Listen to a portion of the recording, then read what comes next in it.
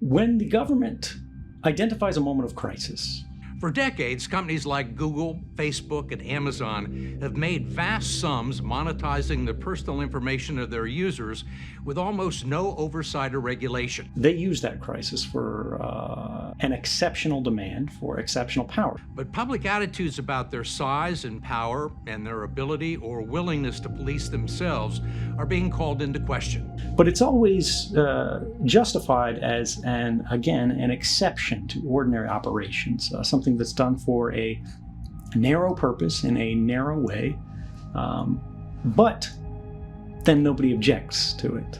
These all happen in secret, remember. They keep the body of witnesses small by design to limit the amount of dissent that can occur internally, organizationally. And those who do complain are generally shuffled off the program. They're put in a closet somewhere, and they ride out their days to retirement if they're lucky, never doing anything that matters again, but also not having access to anything that could cause problems for those who are violating people's rights or our laws. Imagine with me. Imagine your every email, every search query, every conversation with a loved one permanently stored and accessible to a powerful entity you cannot see or control.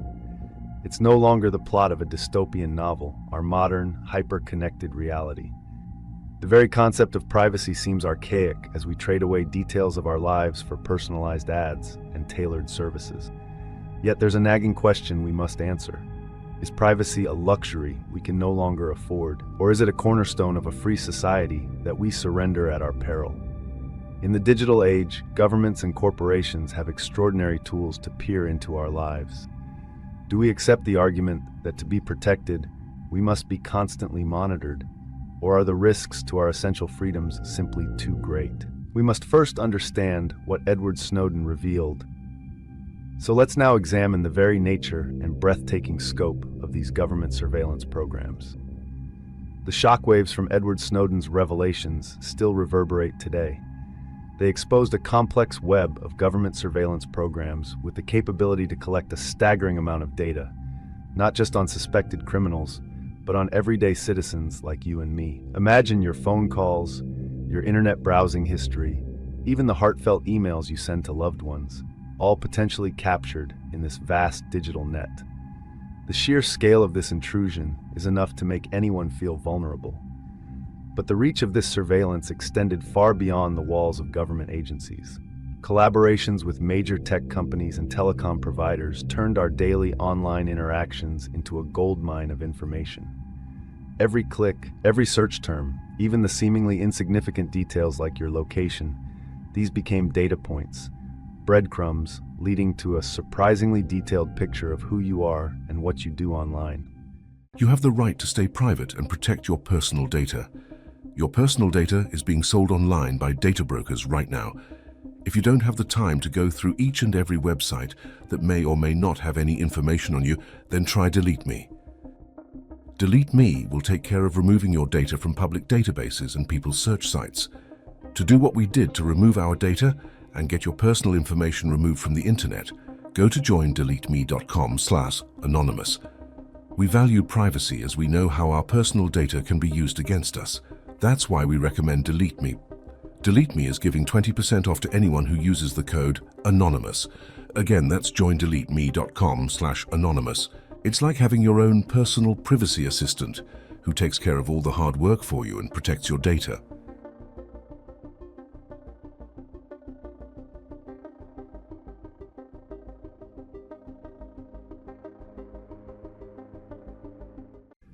The very foundation of our digital lives became a potential source of information for these programs, allowing them to paint a chillingly accurate portrait of our habits, beliefs, and even our social circles. What truly amplifies the unsettling nature of this surveillance is the technical infrastructure behind it. Imagine vast data centers, fortresses of digital information, humming with activity. Their purpose isn't to protect us, but to store the unimaginable quantities of data collected about ordinary citizens.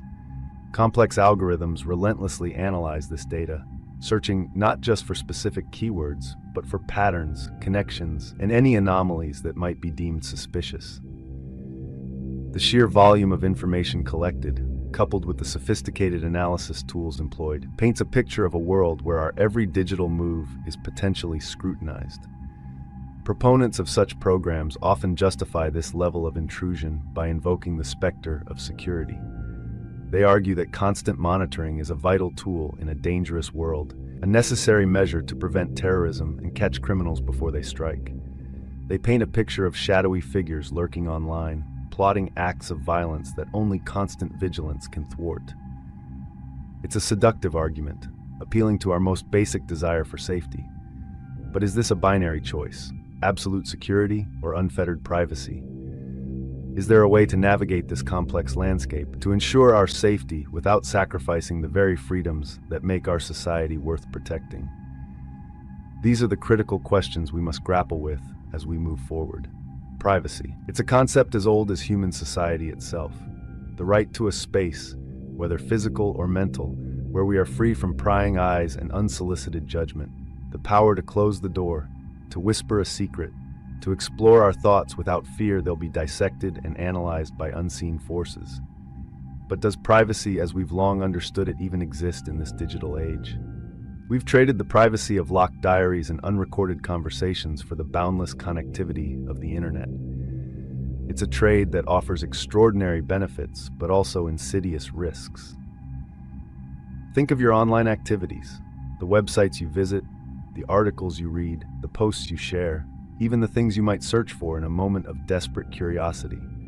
This leaves traces everywhere, a digital footprint that paints a surprisingly accurate picture of who you are, what you believe, and what interests you.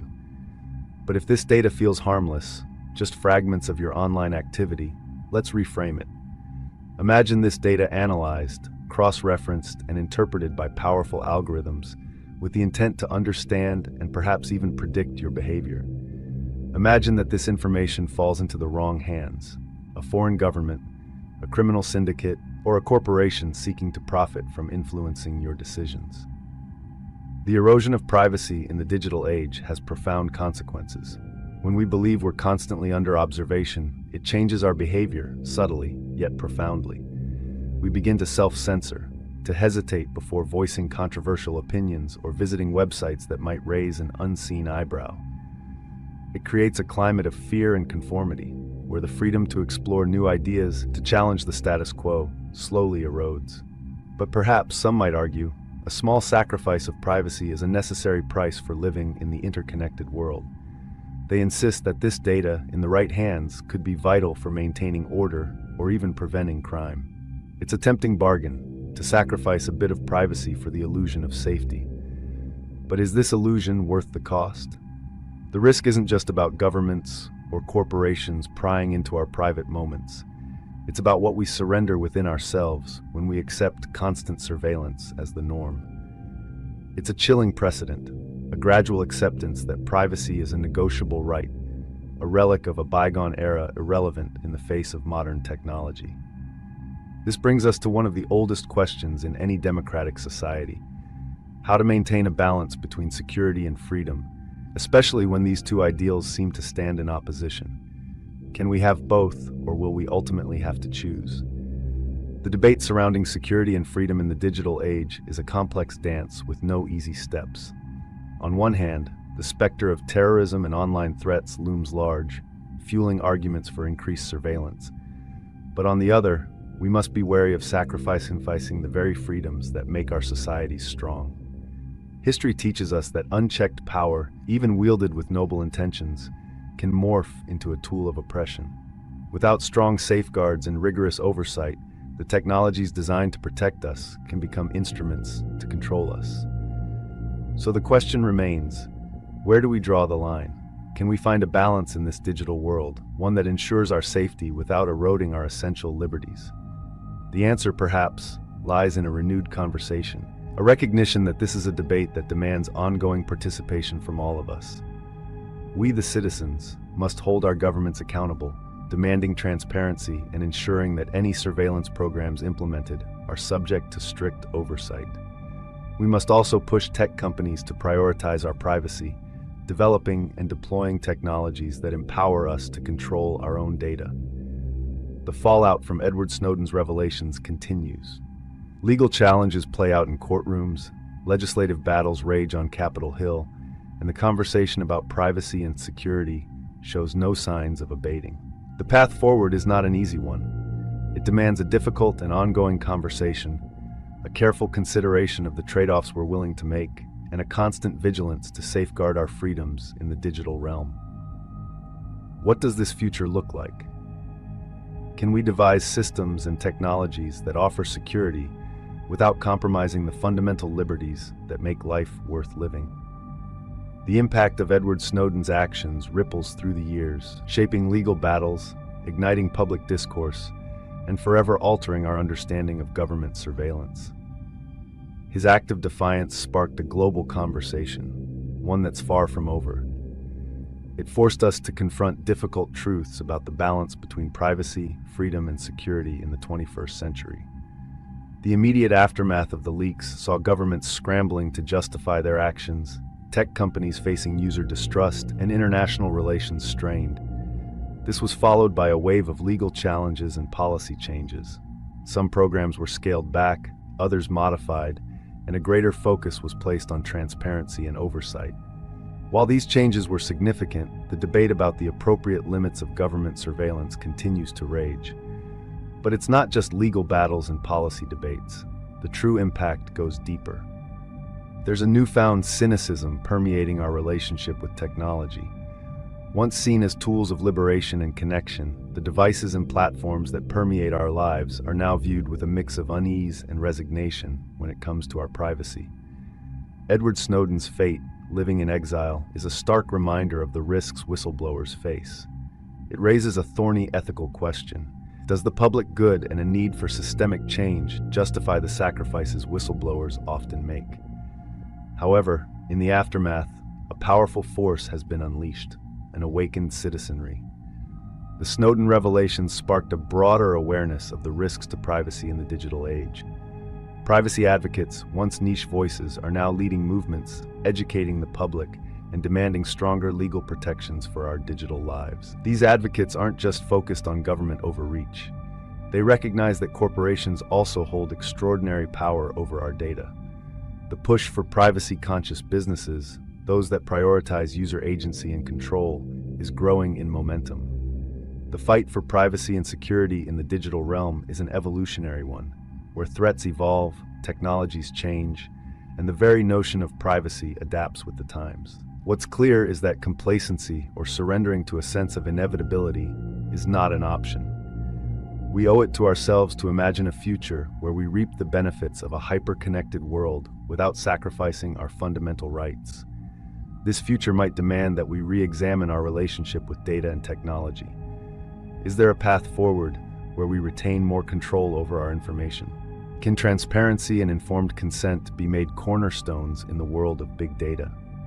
Can we envision a digital society where our freedoms are enshrined not just in laws, but in the very architecture of the technology we use?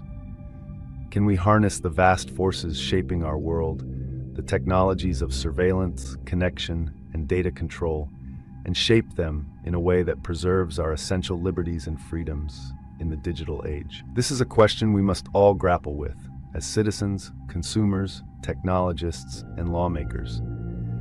The answers we find today will determine not only the digital world we inhabit, but the legacy we leave to future generations.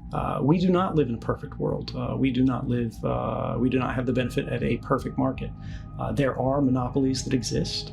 There are companies that exploit flaws in regulations and the moats that have been granted to them. And it's hard to find a better example of this than a lot of the internet giants as they exist today.